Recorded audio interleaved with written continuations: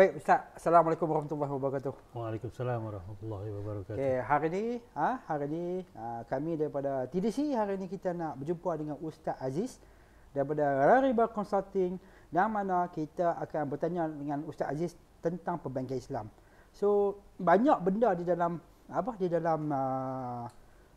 cerita-cerita perbankan Islam ni. Ada yang kata perbankan Islam ni tipu lah, ada kata perbankan Islam ni sama macam perbankan lain lah, ada macam-macam lah. Tapi sebelum kita nak tanya soalan tu kan, jom kita tanya dulu Ustaz Aziz background dia. Okey Ustaz Aziz, kita cerita sikit Ustaz Aziz.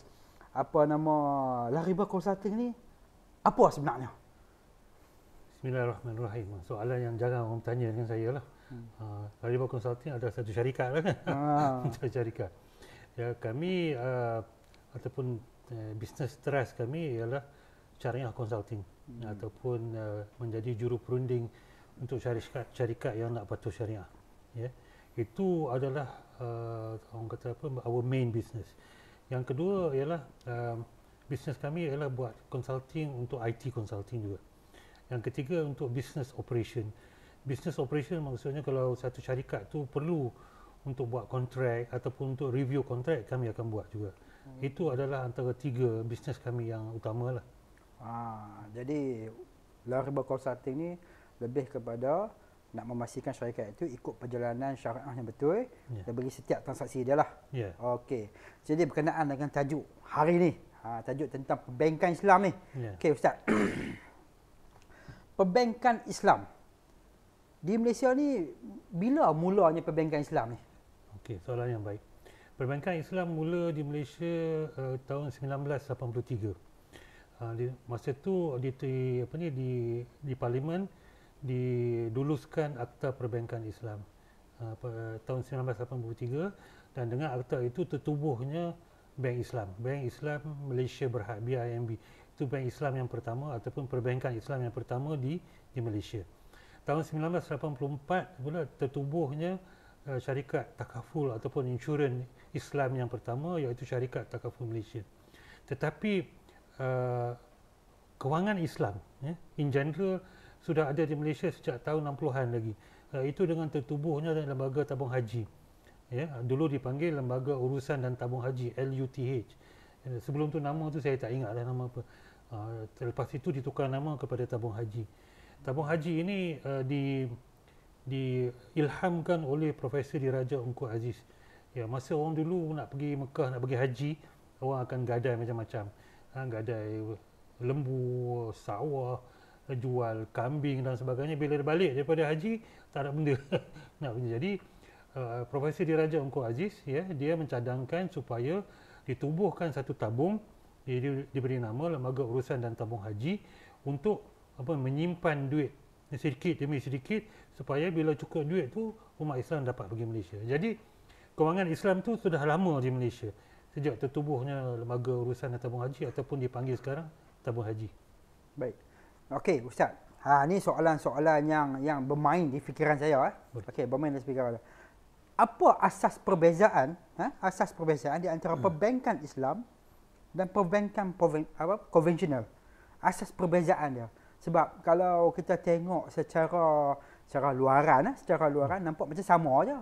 Kalau bagi hutang pun interest dia lebih kurang sama aja. Jadi apa asas perbezaan dia tu? Baik.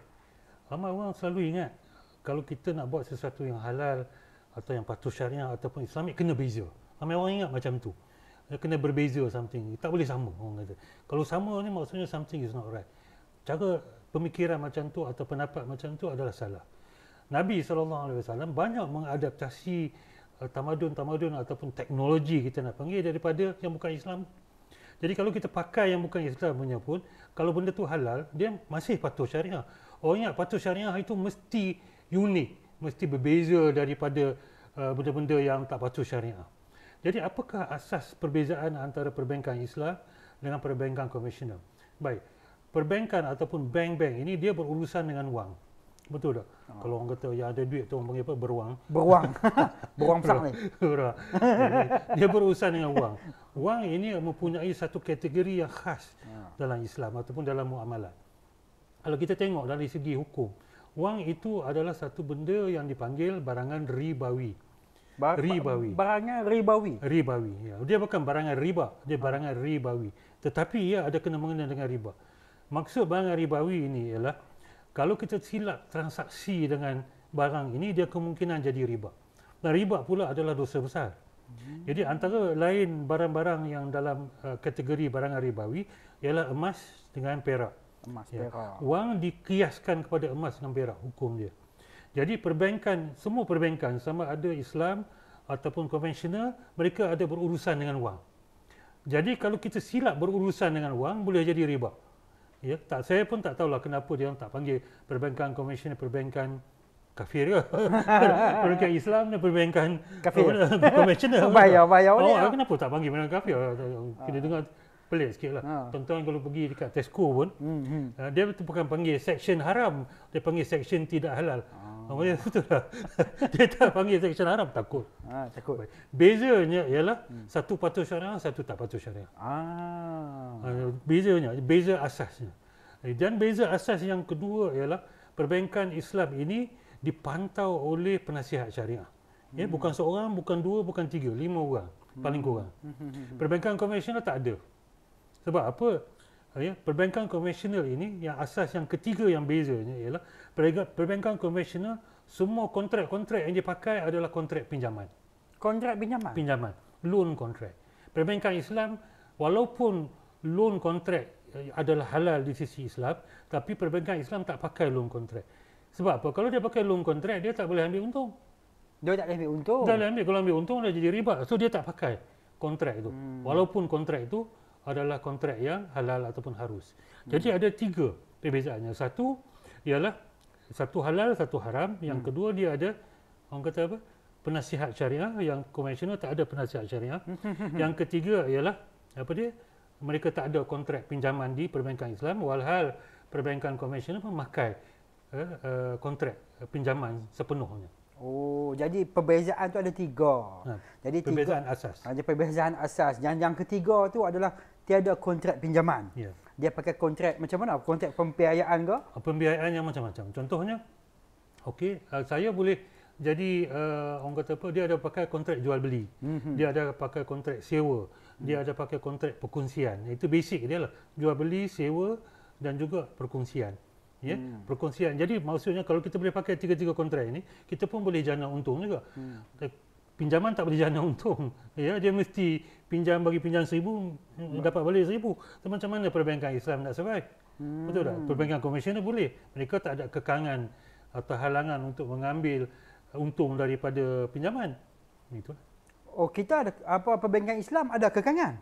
Kekangan tak boleh buat kontrak pinjaman. Sebab apa? Perbankan Islam ini dia bukan charitable organisation macam dia bukan lembaga zakat. Dia bukan charitable organisation. Dia bukan charitable. Dia bukan charitable. Dia adalah satu syarikat yang menjana untung. Menjana untung.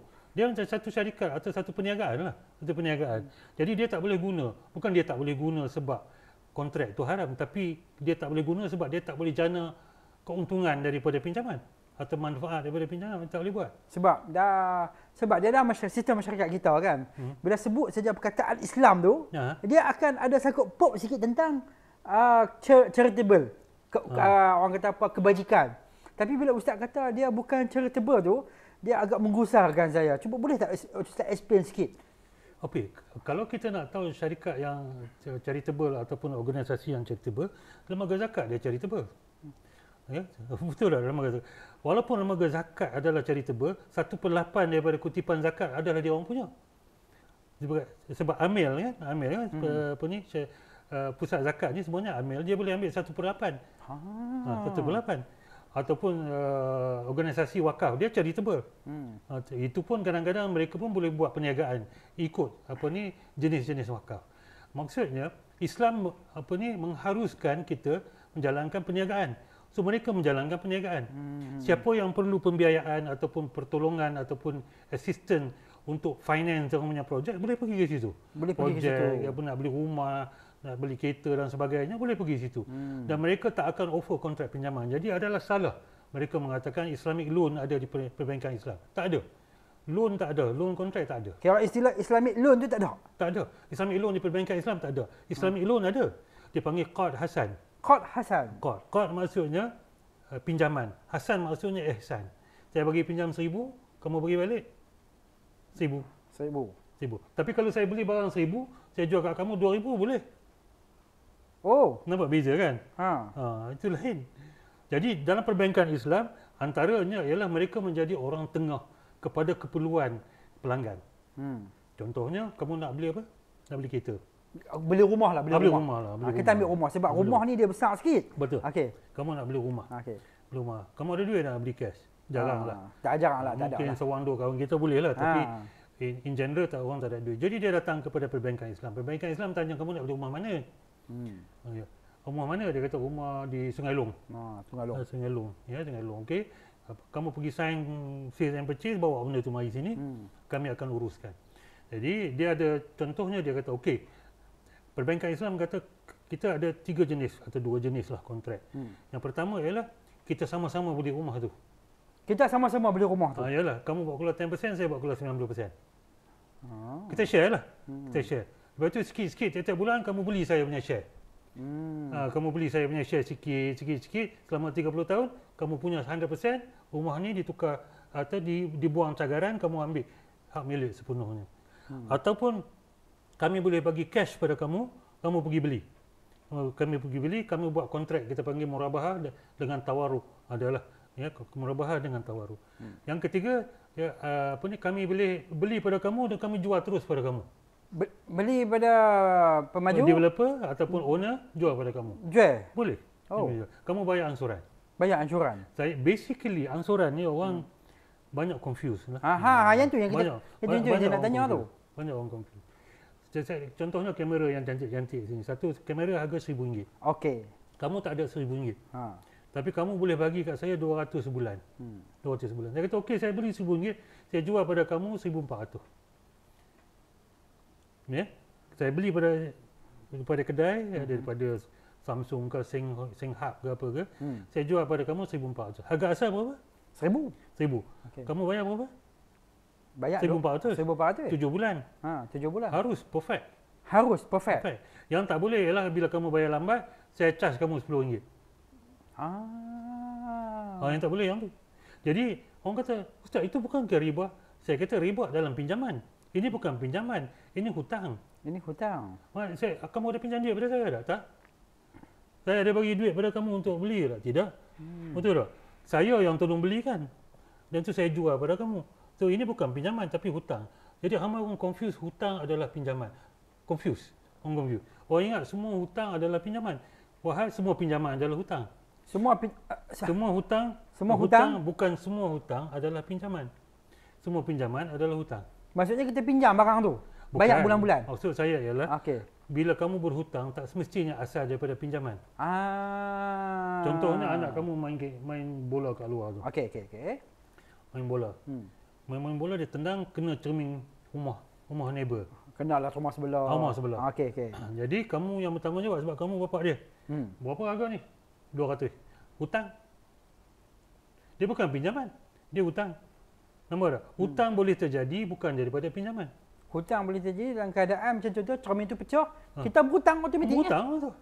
Berhutang dengan orang tu. Betul tak? Jadi macam tadi, saya beli untuk kamu kamera ni RM1,000, saya jual pada kamu berapa? RM1,400. Berapa tu? Jadi kamu hutang saya RM1,400. Dia bukan pinjaman. So di mananya riba tu? Riba jadi daripada pinjaman. Antara lainlah pinjaman. Jadi ramai orang confuse. Macam contoh. Ini kamera RM1,000. Okey, Ustaz tak beli. Ustaz saya pinjam duit Ustaz. RM1,000 saya nak beli kamera tu. Itu pinjaman lah. Ya, kamu sebut apa tadi? Nak pinjam. Kamu sebut pinjam, betul tak? Kamu sebut pinjam. Jadi bila kamu pinjam daripada saya RM1,000, saya minta RM1,400, saya tak kisah kamu beli apa pun. Kamu buat apa pun, betul tak? Saya tak kisah kamu buat apa sebab kamu pinjam duit. Jadi bila saya charge kamu RM400 ekstra, itu jadi apa? Riba. Itulah tertakluk pada riba. Yes. Baik Ustaz. Ini soalan agak emosi sikit. Tak apa. Jangan menangis. Jangan menangis. Sebab apa? Sebab soalan ni banyak orang tanya sebenarnya. Okey. kita cerita pasal rumah lah. Okey, rumah ni adalah satu keperluan. Satu keperluan yang mana ada orang yang kalau membeli rumah ni bukan kepuasan lah, objektif dalam hidup dia lah. Okey, rumah ni harga 100,000. Okey, rumah ni harga 100,000. Lepas tu bila kita nak beli rumah ni, ialah kita akan minta tolong bank lah untuk buat pembiayaan. Minta tolong ke, nak buat macam mana, kita mohon dengan bank lah. Mohon. Kita mohon dengan bank. Kita akan mohon dengan bank lah. Kita mohon dengan bank. Jadi bank kata, okey, aku boleh beli rumah ni, macam peringkat ketiga hati dia lah. Aku boleh beli rumah ni, aku jual balik kat hang 400,000. Contoh, 400,000. Saya nak tanya ustaz. Okey, kaca kamera tu kita tahulah 1,000 sikit lah nilai lah. Tapi contoh, macam beli 100,000, jual balik 400,000.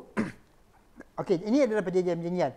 Kawan ni yang nak sign perjanjian ni, cerita ada, 400,000, saya tinggi sangat. Jadi dia sign perjanjian tu dengan keadaan hati dia tak khusyuk. Hati dia rasa macam, gundah gulana. Jadi macam tak redha. Jadi macam tak redha. Tu macam mana keadaan tu?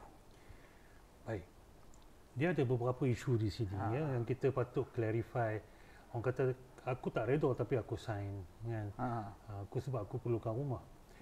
Dia kena fikir dari segi macam ni. Rumah saya ni saya beli 140,000. Sekarang lebih kurang dekat sejuta lah, saya dekat lah. Dah berapa kali ganda? Banyak kali ganda, 10 kali ganda. 10 kali ganda. So kalau 2 kali ganda apa beza dia? Kalau dalam masa 30 tahun kita beli. Betul tak? Maksudnya harga rumah tu di expect kan akan naik harga dia. So you are paying based on certain measure or certain criteria. But itu bukan satu orang kata penilaian yang sepatutnya. Dia macam ni. Bila kita sign satu kontrak, kalau tak ada orang letak pistol atas kepala kita atau tak pisau kat belakang kita, itu dipanggil redha. Itu dipanggil redha. Kalau kita nak bagi perumpamaan yang sama walaupun harga kecil, contohnya saya semalam pergi minum teh tarik. TO lah je, jarang sangat teh tarik. Teh tarik buat apa? Angin. Berapa? RM2 je. RM2 tuan-tuan. RM2. Baik. Saya balik saya fikir, air yang satu gelas ni tak sampai 10 sen pun, 5 sen pun tak sampai air satu gelas. Lepas tu dia buat teh serbuk yang ada banyak penyakit. Itulah serbuk warna. Kalau uncang, kalau 100 baru RM6. Baru 6 sen satu. 6 sen or less than 6 sen. So kalau campur-campur kos dia tak sampai 20 sen dengan gula kali. Kalau 20 sen, harga teh tu ialah RM2. TO tu. TO sekarang lah kan. Dah 10 kali ganda dah. Kita kena ambil the same principle dengan rumah. Dia tak boleh kata prinsipal ni apply pada rumah saja. Dia kena apply to the whole principle. Nasi lemak Saleha, nasi lemak Kampung Pandan, nasi lemak janda, teh tarik, whatever. Dia prinsipal dia kena sama. Islam dia macam tu. Kalau kamu kata prinsipal ni salah, prinsipal ni pun salah. Faham tak? Prinsipal yang ambil 10 kali untung TO pun salah. Dia tak boleh kata prinsipal rumah salah sebab harga rumah tinggi. Dia prinsipal dia is berapa kali ganda kamu ambil. So sebab tu Tuhan sebut dalam Al-Quran, auzubillahi minasyaitonirrajim, bismillahirrahmanirrahim, wa halallahu al-bai' wa harrama ar-riba. Dalam ayat 275 surah Al-Baqarah, Allah halalkan jual beli. Maksudnya Allah halalkan untung dalam jual beli, Allah haramkan riba. Baik. Jadi kalau kamu tak mampu nak bayar tiap-tiap bulan apa semua, jangan beli rumah. Sewa je. Islam tak wajibkan beli rumah. Tuan-tuan tengok di negara-negara maju seperti di Skandinavia, di Jerman dan sebagainya, kebanyakan orang sewa rumah. Kebanyakan orang sewa rumah. Dia orang tak beli rumah, dia orang sewa rumah. Dan kerajaan kontrol kontrak sewa rumah. Kerajaan kontrol. Dia bukan kontrol harga. Dia kontrol terms and condition of contract. Terms and condition. Jadi ramai orang ingat macam dia terpaksa beli rumah. Terpaksa beli rumah. Dia nak tinggalkan harta karun pula. Harta kepada anak dia. Balik kepada ni. Jadi kalau dia beli rumah 100,000, tak ada lah rumah 100,000 sekarang. Abang ayam pun mahal. Betul tak? Jadi rumah let's say dia beli 300,000, dia kena bayar 600,000. Baik. Dia kena tengok kontrak dia. Dia nak tengok kontrak apa sebenarnya dalam kontrak. Ramai orang tengok ceiling rate, dia panggil harga ceiling, harga maksimal. Jadi dalam perbankan Islam ada dua jenis harga. Satu dipanggil ceiling rate, satu dipanggil effective rate. Apa dia tu? Apa beza dia? Baik. Kalau kita ambil floating, kita ambil variable rate. Dia ada dua jenis. Ya. Satu ialah harga maksima. Harga maksima. Yang tu yang 400,000 tu. Dia balas harga maksima tu. Maksima. Maksudnya jadi apa pada OPR yang kita dah bercakap tu. OPR apa semua ni. Harga maksima memang 400,000. Ya. Mungkin dia kira dari segi 10% keuntungan setahun. Yes. Tapi effective rate yang kamu kena bayar sekarang ni mungkin 3% atau 5%. 5%. Jadi kalau OPR naik, dia tak akan naik lebih daripada 10,000. Kalau OPR lebih daripada 10%, dia tak akan naik lebih daripada 10%. Dia fix. Dia fix? Ya. Tapi kalau orang beli fixed rate, ada juga fixed rate. Fixed rate, harga tu tak berubah. Naik turun macam mana pun. Kalau turun dia rugilah sikit. Kalau naik dia untung. Tu ada pemilihan di situ. Ada pemilihan di situ. Pemilihan di situ. Jadi kita kena tengok keupayaan kita macam mana. Sebab apa? Bank pun kena tanggung risiko. Orang bukan bayar rumah 5 tahun habis dah, betul tak? Ada tak? 5 tahun bayar rumah habis? Tak ada lah. Selalunya 20 lah. 20 tahun pun tak ada. 30 tahun. Jadi risiko siapa tanggung? Bank yang tanggung juga. Orang kata bank tak tanggung risiko. Itu tak betul lah. Ya? Tak betul macam tu. Sebab apa? Bank pun tanggung risiko. Kamu tak bayar. Bila kamu tak bayar, dia kena buat apa? Dia kena lelong rumah tu, macam-macam proses legal lah apa semua. Nak dapat duit dia balik sebab duit dah keluar. Kamu baru bayar 3 tahun.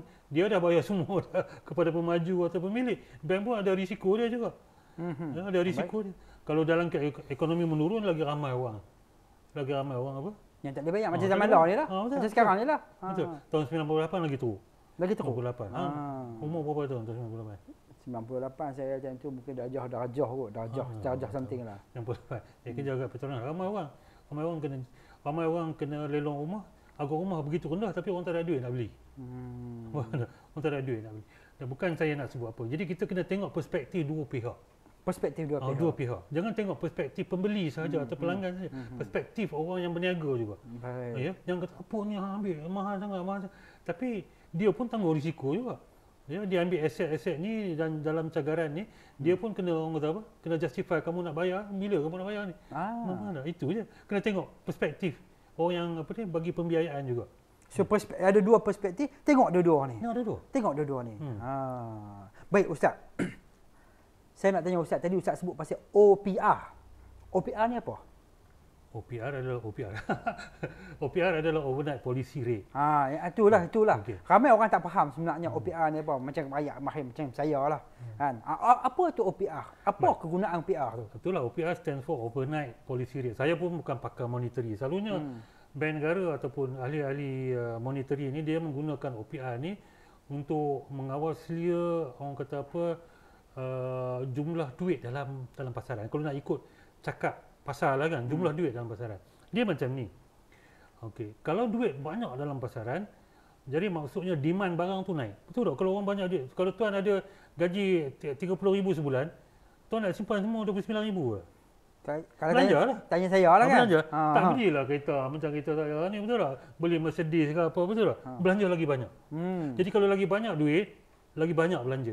That is the theory. Jadi kalau lagi banyak duit dalam pasaran, orang akan berbelanja. Maksudnya kalau ekonomi bagus, orang akan berbelanja. Bila orang berbelanja, permintaan akan naik. Demand akan naik. Bila demand naik, harga akan naik. Inflasi akan naik. Yes. Harga in general ditentukan dengan supply and demand. Ya, kalau demand tinggi, supply kurang, harga naik. Kalau demand rendah, supply tinggi, harga turun. Jadi OPR diguna untuk kawal selia ekonomi. Dia panggil interest rate lah. Saya sebenarnya ada isu-isu lain juga. Tapi kita bincang secara general untuk semua orang faham. Jadi bila kerajaan tengok ekonomi tengah meningkat dan sebagainya, dia orang dapat pendapatan lebih apa semua, orang bawa keluar EPF lah, gaji minima apa semua. Kerajaan kata harga barang duk naik, betul tak? Kerajaan kata buat macam mana? Kita naikkan OPR. OPR ni sebenarnya pada dasarnya ialah hutang antara bank. Hutang antara bank. Dia panggil overnight policy rate. Ya, kadang-kadang kamu pergi bawa keluar duit dekat ATM, ya, kalau yang mana yang tak ada Maybank card, dia ada macam saya ada Alfin. Mana ada Alfin kat mana? Apa ni hang pergi keluar kat mana? Keluar kat mana? Tak ada Alfin, keluar kat CIMB. Keluar dekat Maybank. Keluar kat Maybank lah. Bila bawa keluar kat Maybank, duit siapa? Duit Maybank. Duit Maybank, ya betul. Semalam dia kena bayar lah. Betul tak? Dia kena bayar lah. Alfin kena bayar pada Maybank lah. Ya. Ya, kadang-kadang dia orang tak cukup duit, dia orang pinjam satu malam. Dia orang pinjam satu malam. Pinjam satu malam. Antara bank dia pinjam satu Oh malam. tu yang kata overnight OPR, policy. overnight policy rate. Dia pinjam antara. Tu rate dia tu. Jadi rate tu adalah kita panggil rate yang dasar untuk pembiayaan dan pinjaman dalam industri perbankan. Ya. Jadi bila kerajaan naik kan, kita tahu maksudnya ekonomi tengah mengembang ataupun perbelanjaan masyarakat itu tengah mengembang. Jadi dia nak kawal harga. Bila dia mengembang, bila rate tu naik, jadi orang lagi suka simpan, betul tak? Sebab rate dah tinggi. Orang simpan lah. Dan bila rate tinggi, orang nak pinjam susah lah. Kenapa dia nak kekang sedikit pinjaman tu? Supaya tak banyak kecairan dalam pasaran. Bila banyak kecairan, orang membeli, demand naik, harga pun naik. Baik. Macam mana dia buat turun? Bila dia nak buat turun, dia tengok, dia nak kembangkan ekonomi, dia nak letakkan duit banyak dalam pasaran. Supaya ekonomi berkembang. So dia kena balance macam tu lah. Di Jepun contohnya, dia orang turun sampai negatif pun ada. OBR tu orang negatif? Yes. Maksudnya, jadi riba free. Betul. Jadi riba free. Maksudnya maksudnya kalau hang simpan duit, kalau hang pula sorry ya. Hang kalau tak kamu, kalau kamu simpan duit, kamu kena bayar. Betul lah tu. Betul lah tu. Ini kamu simpan duit, bank yang bayar tak elok lah macam tu. Itulah riba. Lah riba. Faham? Jadi saya nak bagi konsep yang senang orang faham. Kalau OPR ni kuat kompleks lah dengan bank, tapi itulah pada dasarnya apa dia OPR. Dan OPR menentukan kos-kos kepada bank. Orang kata apa ni OPR ni? Bank negara menentukan interest rate dan sebagainya. Ya. Saya kata macam ni lah. Saya ni toke penentu harga ayam. Tak nampak macam ayam kan? Okay. Saya penentu harga ayam. Yep. Saya penentu harga ayam. Ayam sembelih dengan ayam tak sembelih. Saya kata okey, ayam sembelih sekarang ni bukan. Harga ayam yang disembelih, tak kisahlah sembelih konvensional ke? Sembelih konvensional? Islami ke? RM12. RM12. Okey. Okey. Berdasar ya. Tahun depan tengok ayam banyak kan? Kita naik ke ayam tu. Kita kata naik apa ni? Naik 3%. Naik 3%. Kau cakap apa ni? 3% bukan dengan interest. Tak, dia kata dia buat naik harga je. Kamu sembelih lah cara kamu. Kamu ketuk lah cara kamu, kena elektrik apa, whatever lah kan. Itu kamu. Itu harga je. Untuk panggil apa? Benchmark dia panggil. Jadi kalau naik selalunya cost of financing akan naik. Cost of financing lah. Dia akan domino lah. Dia macam bukan domino, dia macam efek dia lah. Supaya orang tahu signal daripada bank negara bahawa kurangkan perbelanjaan. Kalau rate rendah sangat orang nak pinjam betul tak? Betul lah. Kalau rate tinggi orang nak simpan betul tak? Bila orang simpan kuranglah sikit kecairan dalam market ya, dalam pasaran. Basicnya macam itulah. So sebut pasal OPR ni kan, sebut pasal kita faham yang kalau contoh perbankan konvensional dia menggunakan OPR ni untuk ke semua polisi kewangan dia lah, polisi peminjaman, polisi pembiayaan, polisi everything yang menyebabkan transaksi lah. Untuk perbankan Islam ni, maka menggunakan OPR untuk polisi yang sama ke? Yes. Jadi kita kena tengok macam ni. Macam saya sebut tadi, saya adalah pengawal harga ayam. Kan? Saya mengawal harga ayam, saya tak kisah kamu ayam ketuk ke, ayam sembelih betul-betul ke, sebut nama Tuhan siapa ke, sebut nama Allah ke, betul tak? Saya tak kisah. Betul tak? Saya tetapkan harga ayam tu. Jadi kalau kamu ayam yang ketuk, kamu berusaha sendirilah. Tapi kalau kamu harga yang sembelih elok-elok, okeylah. Jadi perbankan konvensional menggunakan dia sebagai dia punya indikator untuk interest rate dia orang, sebab dia orang based on pinjaman, betul tak? Ada awal tadi kita bincang. Jadi perbankan Islam dia menggunakan untuk profit rate dia. Dia menaikkan profit rate dia based on dia benchmark juga OPR juga. Macam tu lah. So beza dia macam tu lah. So contohnya, jadi saya naikkan harga ni tapi saya untung lebih sikit lah. Sebab saya nak cover saya punya cost of fund. Cost of duit tu dan sebagainya. Faham. Okey, yang ni soalan seterusnya. Tentang penyimpan di dalam bank. Okey, macam contoh dalam bank konvensional ni selalunya kalau penyimpan dia simpan duit, dia boleh kadang-kadang ada bank konvensional ni dia bagikan orang kata keuntungan, faedah. Kita boleh nampak lah setiap bulan tu ada penambahan daripada akaun dia, mungkin setiap 6 bulan dia akan tambah sikit akaun dia, RM1, RM2 apa semua. Tetapi di dalam bank Islam ni, di dalam perbankan Islam ni kan, orang simpan duit ni kadang-kadang orang kata bank dia guna duit kita untuk berniaga. Okey, tapi return perniagaan tu macam nampak tak nampak aja. Kok lah dia guna duit kita kan? Dia guna duit kita tapi tak ada kok return sikit masuk dalam akaun kita ke. Itu keadaan tu berlaku tu. Adakah boleh? Adakah dalam transaksi syariah tu adakah boleh keadaan tu berlaku? Baik. Jadi kita kena balik kepada asal yang masa kita sebut mula-mula tadi. Masa kita sebut mula-mula tadi. Perbankan konvensional kontrak dia semuanya akad pinjaman atau kontrak pinjaman. Perbankan Islam tak boleh buat. Dia buat kontrak macam-macam. Yang lain selain daripada kontrak pinjaman. Jadi perbankan konvensional dia bagi untung based on interest, riba. Memang riba, pure riba lah. Pure usuri, pure riba, pure interest rate, bunga, whatever you want to call it lah. Bunga pun ada. Bunga-bunga. Bunga pun ada. Sebab orang bagi bunga sebab orang takut nak kata benda haram tu. Jadi bunga tu cantik lah sikit. Bunga Faedah. Jadi perbankan Islam ni dia tak boleh guna faedah macam tu. Sebab tu daripada asal tadi saya sebut, dia bukan kontrak pinjaman. Dia bukan kontrak pinjaman, yes. Jadi kalau kita simpan duit dekat bank, apa kontrak yang kita pakai? Apa yang kontrak yang kita guna pakai? Dulu sebelum tahun 2000, saya tak ingatlah 2013 siapa ke. Kontrak dengan perbankan Islam adalah dia panggil kontrak wadiah. Wadiah ataupun wadiah yad damanah. Maksudnya simpan dengan amanah. Aku bagi engkau RM100, hang simpan dekat aku. Hang simpan dekat aku. Ya. Kalau kita guna kontrak macam tu, bank tak boleh guna duit tu untuk apa-apa. Sebab simpan amanah kita kena simpan. Faham tak? Kita kena simpan. Contohnya, mak saya nak pergi haji ni.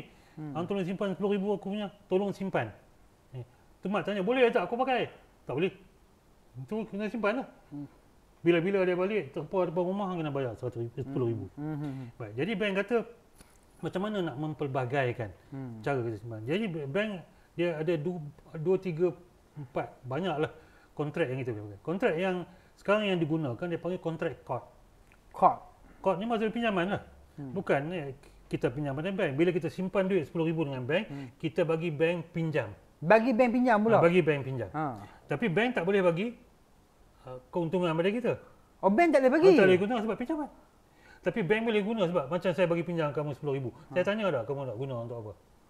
Tak tanya apa? Ikut juga kamu. Asal saya minta kamu bayar ataupun kalau ikut tempoh kamu bayar balik. Itu kontrak pinjaman. Jadi bila dia buat kontrak pinjaman atau akad qard, jadi kita boleh bawa keluar daripada bank, kita panggil withdrawal on demand. Bila-bila kita boleh bawa keluar. Bila-bila kita boleh bawa keluar. Itu kontrak qard. Tapi bank dengan budi bicaranya boleh bagi kita untung sikit. Dia panggil hibah. Bagilah. Tapi dia tak boleh janji. Dia tak boleh janji, betul? Kalau dia pakai duit kita apa-apa dia boleh bagilah sikit-sikit. Tapi dia tak boleh janji. Kadang dia bagilah sikit, kita simpan RM10,000, sebulan dia bagi RM20, RM15. Ikut-ikut dia lah dia nak bagi. Itu boleh. Sebab apa? Dia tak janji upfront. Dalam akad pinjaman, basic dia ialah kita tak boleh janji apa-apa manfaat daripada kita pinjam sampai dia habis bayar. Tak boleh janji. Tak boleh janji langsung? Tak boleh janji langsung. Tak boleh ambil. Pasal apa tak boleh janji? Itu nak ambil apa? Ambil manfaat di atas pinjaman jadi riba.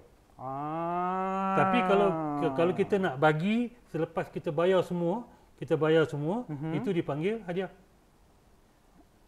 Hadiah pula. Jadi hadiah. Jadi lain-lain.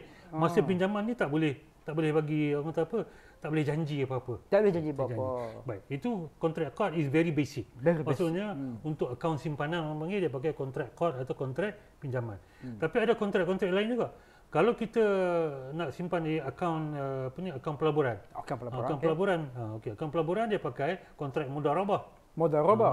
Maksudnya saya bagi kamu duit, ya. Saya amanahkan pada kamu, buatlah apa kamu nak buat dengan duit ni. Untung kita kongsi 5 ratio 5 ratio. Ratio ni lah aku ambil 5%, ambil 95%. Macam tu. Kalau ada untung.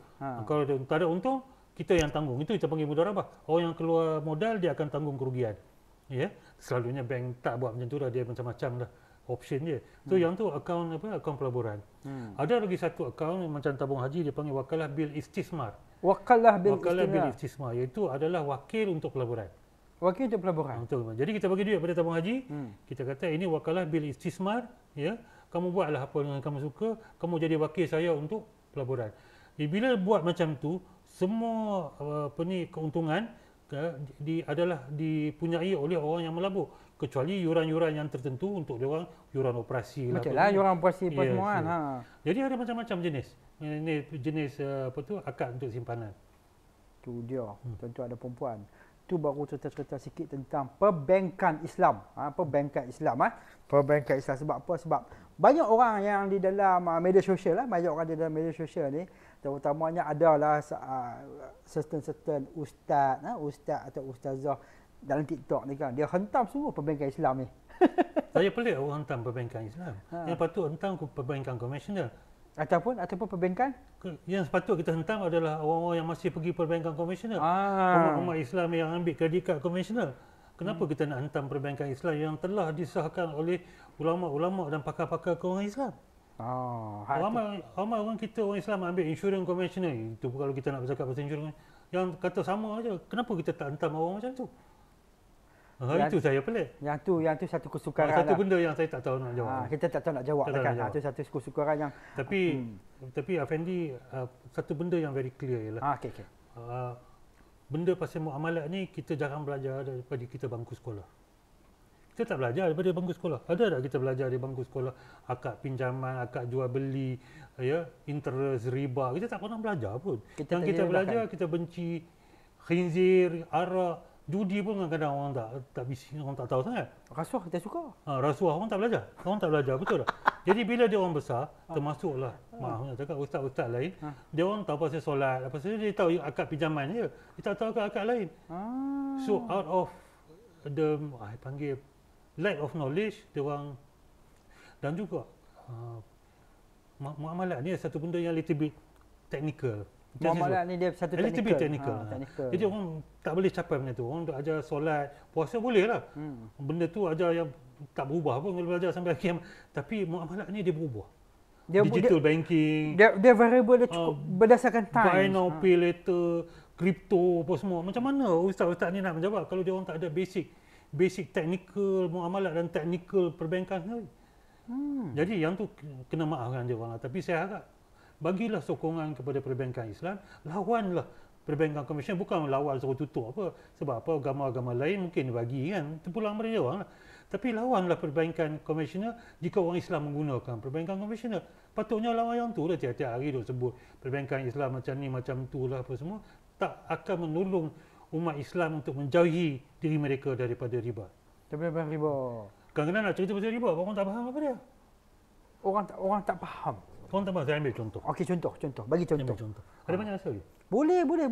Saya boleh latih memang jujur tapi nak solat ni. Tak apa. Kita tak ada masalah sebab kita punya juru kamera sekarang ni dia memang diskusyuk mendengar kita. Tengok panas ni. Tengok panas. Dia tengok panas. Kita boleh. Okey, kita teruskan. Okey. Saya ambil contoh. Orang ingat riba ni daripada pinjaman je kan? Betul tak? Okey.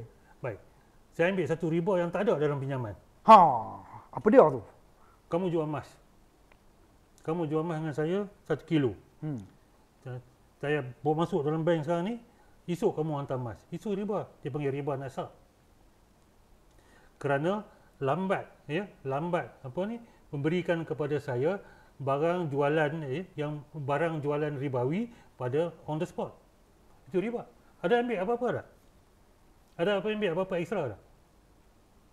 Mas, kenapa kamu terkejut ni? Nilai macam ada tak ekstra? Nilai macam ni cerita ada ni. Okey, saya tukar kamu duit raya baru-baru ni. Saya ada tulis dalam saya punya Facebook Ustaz Riba. Okey. Kamu bagi RM100. Okay. Tolong tukar kat bank tak? Kamu bagi kat dia. Ya. Saya nak tukar dengan kamu. Okey. Jadi dia pergi ambil, esok bagi kat kamu. Besok bagi itu dia tukar, besok dia jadi riba. Besok tu dia tukar jadi riba dah. Dia tak on the spot. Tak ada on the spot. Ada ambil keuntungan tak? Tak ada. Tak ada. Jadi ada orang kata kenapa ni Ustaz? Tukar macam ni punya. Sebab tu saya kata kena belajar pasal riba. Bukan saja ambil untung pada pinjaman. Pertukaran yang barang ribawi yang sama, ya. Yang tidak berlaku pada waktu tu. Kena waktu tu. Itu kena belajar. Walaupun pada nilai yang sama. Yes. Hanya bertukar 2-3 hari je. You pergi money changer. Okey. You nak tukar $100 US. $100 US. Ya, $100 US is around 4.3, RM430. 430, yes. Bukan money changer lah, kawan lah buat money changer. Kami pergi tukar pada dia. Tukar pada dia, alamak, kau ada 400 je ni. Besok lah aku bagi 30. Riba. Yang tu beriba? Yes. Sebab tak berlaku on the spot? Riba an-nasab maksudnya riba pertukaran barang ribawi yang tidak on the spot. Cuma saya nak tanya Ustaz, okey saya nak tanya Ustaz, sebut pasal perbankan Islam dan memanglah kita sembang pasal perbankan Islam ni dia akan adalah riba tu kan? Ya, ya. Dia akan adalah riba tu kan? Tak, Okey. maksudnya ada kait. Ada kait lah dengan riba tu. Perbankan Islam tak involve dalam riba langsung. Tak involve lah riba tapi kaitan je tu. Cuma okey. Kata kalau tentang riba Anisa ni, riba yang orang kata apa bila hari ni kita nak tukar di antara dua barang ribawi, okey, tak berlaku on the spot pada hari itu, dia berlaku pada esok atau lusa, foreign day. Tetapi benda tu dia tak menindah. Contohlah, tak kelihatan seperti menindah dan tidak kelihatan pun macam nak menganiaya ke apa ke sebab kita tangguh tu pasal tak sempat ke apa ke. Itu pun boleh jadi riba. Yes. Dia riba jual beli dia ada dua. Satu dia panggil riba al-fadal, satu dia panggil riba an-nasa. An-nasa ialah riba nasa lah orang panggil ya ataupun an-nasiah ya. Riba an-nasiah ialah pertukaran barang ribawi yang tidak on the spot. Ya. Riba al-fadal ialah pertukaran barang ribawi yang sama yang tak sama. Maksudnya saya nak tukar RM100 dengan kamu bagi RM98. Itu riba al-fadal. Nampak terang sangat RM2 nak ambil tu. Okay. Riba an-nasa ialah saya dah bagi RM100 kepada kamu, besok kamu bawa keluar bagi kepada saya. Ya, RM100. Benda yang sama tapi delay. Sama lah juga orang beli emas. Mat, saya dah deposit RM2,000 dalam ni, besok kamu hantar yang 5 gram tu. Besok hantar riba an-nasa. Kecuali dia aturkan akad itu dengan akad cara yang betul. Ya, kita panggil akad wakalah. Itu detail lah. Itu detail lah. Boleh atur macam tu. Contohnya kita beli bank muamalah ada easy gold contoh kan. Kita nak simpan gold. Mana gold dah? Ada dalam tu. Ada dalam tu. Tapi bila kita bayar automatik kita dapat ownership. Tapi dia yang simpan. Kita wakilkan kepada bank muamalah untuk simpan gold tu. Dia ada akad dia masa kita beli tu. So kita kena guna akad yang betul, cara yang betul, kaedah yang betul, proses yang betul. Ya. Sebab kita melibatkan transaksi dan transaksi ribawi ni kalau silap jadi riba. Jadi riba. Bukan dari pinjaman saja. Pinjaman dia di bawah riba qard ataupun riba apa? Riba al-fadal. Bukan pertukaran yang tak sama. Pinjam 100, minta 110. Itu riba al-fadal juga. Tu dia tuan ada perempuan lah, tuan ada perempuan. Sorry lah teknikal dia sikit. Dia sangat teknikal sebab asalnya kita nak bertanya tentang perbankan Islam, asalnya tapi tak adalah satu kewajaran untuk kita membahaskan juga topik-topik yang teknikal ni sebab nak bagi orang faham. Kalau masyarakat tak faham ni, jadi satu kesukaran tu yang duk kerja nak lawan perbankan Islam tu. Pasal tak faham. Dia selalu ingat macam ni. Dia selalu ingat kalau nama Islam tu dia mesti murah, mesti free. Betul tak? Dia ingat mesti murah, mesti free. Jadi lainlah kalau saya bubuh nasi lemak solehah. Kalau nasi lemak Islam dia nak murah. Betul tak? Islam. Itu orang punya mindset salah. Orang punya mindset dah salah. Orang Islam lah yang patut buat untung yang sebenarnya because dia menjaga cara yang betul. Ya. Yang tak mampunya kamu, kalau tak mampu jangan beli. Mudah aja. Contohnya, ada orang marah ada. Mercedes-Benz is at least 250,000. Ada orang marah ada. Siapa nak marah? Sebab apa dia tak mampu? Siapa tak mampu? Betul tak? Dia tak mampu. Kenapa orang tak marah? Mercedes-Benz mahal. Tu pun kalau kerajaan turunkan cukai ada orang mampu. Itulah. Betul, kan? Betul. Sebab dia mampu dia beli. Yang tak mampu dia kata mampu semampu dia marahlah. Betul. Dia marah ni mahal tu mahal ni. Kamu tak mampu buat macam tak mampu. Pergilah sewa rumah semua. Sebab Islam tidak mewajibkan kepemilikan rumah. Islam mewajibkan kepada ketua rumah tu untuk mengadakan bumbung ke atas orang-orang yang di bawah nafkah dia. Tak kisah sewa ke, beli ke, up to you lah. Up to you. Sesuatu yang ikut kemampuan dia. Jangan kata bila sign tu saya tak redha. Bila sign tu dah memang redha. Bila sign tu memang dah redha dah. Kalau tak sign sebab kalau kamu dah 18 tahun, kalau kamu dah 18 tahun, kalau ikut undang-undang kat Malaysia ni, kamu dah jadi a legal person. Apa yang kamu sign adalah laku dan sah. Lainlah kalau kamu umur 15 dah. Belum lagi. Kameraman kita baru 15. Baru 15. Kalau yang tu lainlah. Yang tu kena ikut wali dia ataupun dia punya penjaga dia. Ya. Kalau kamu 18 tahun ke atas, apa yang kamu sign kamu dah agree. Jangan kata saya terpaksa sign. Terpaksa sign kalau orang letak macam ni je. Betul letak pisau kan. Itu cerita lainlah. Jadi tak boleh kata aku sign sebab aku tak redha. Sign tu kira redha dah.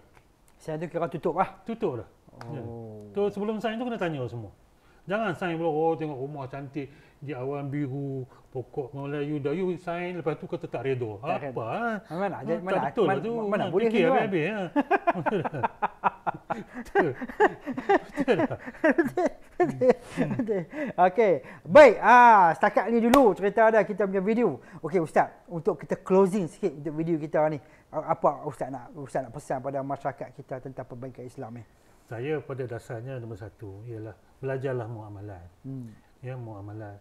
Ramai orang dia criticize something ataupun dia tak sokong atau dia sokong something out of ignorance.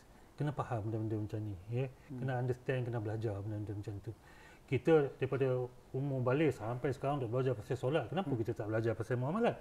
Muamalat adalah fardu ain juga. Fardu ain sebab dia ada halal dengan haram juga. Ke atas individu. Bila kita faham asas muamalat, barulah kita dapat appreciate, tak semestinya sokong lah, appreciate benda-benda yang perbankan Islam, takaful buat dan sebagainya. Ya. Jadi kalau kita tak mampu, kita buat sesuatu yang kita mampu. Ya, kita mampu. Dan saya tak minta lah orang sokong ke apa.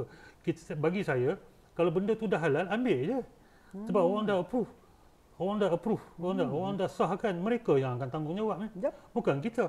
Kenapa kita nak criticize something yang kita belum faham? Kadang-kadang kita nak jawab pun susah. Sebab apa?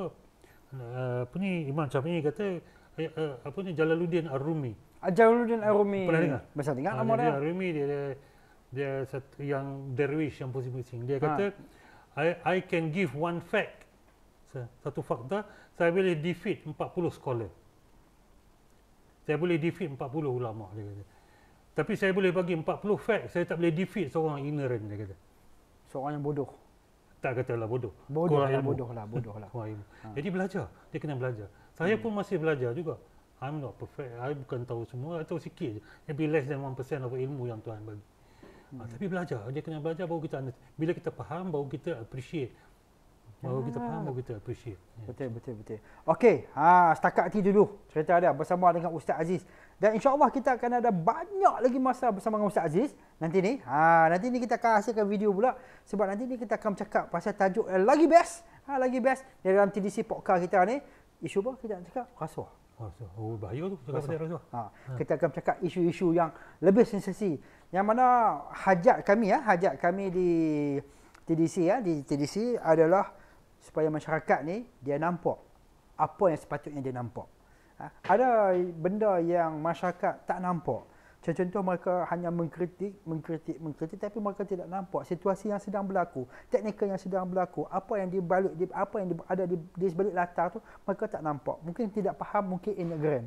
Tapi ignorant inilah satu benda, ketidakfahaman inilah yang membawa kepada kebodohan yang akhirnya yang rugi kita. Sebab kita hidup dalam keadaan kita tak faham. Baik, setakat itu dulu. InsyaAllah kita akan bertemu lagi pada episod yang akan datang. Yang mana dalam TDC Podcast ni, kita tidak ada hari untuk episod tu keluar. Kita memang tidak ada hari. Kita rasa kita nak keluar, kita keluarkan. Kalau kita rasa minggu tu kita tak sempat keluarkan, kita tak keluarkan episod. Tapi, siapa yang follow TDC YouTube, teruskan follow, tekan butang like and share dan saksikan video-video yang akan datang. Baik, takat itu saja. Terima kasih Ustaz. Sama. Baik, Assalamualaikum. Waalaikumsalam warahmatullahi. Salam. Baik. Bye.